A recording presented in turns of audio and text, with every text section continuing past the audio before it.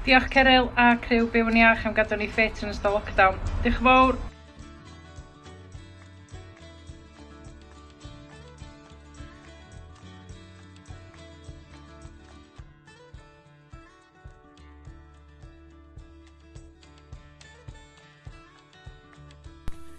Haia, mae'n gret gallu geid ysbythedau ffitrwydd byw drwy Zoom a Byw'n Iach Gwynedd. Maen nhw'n gret. Diolch yn fawr iawn chi bob dim.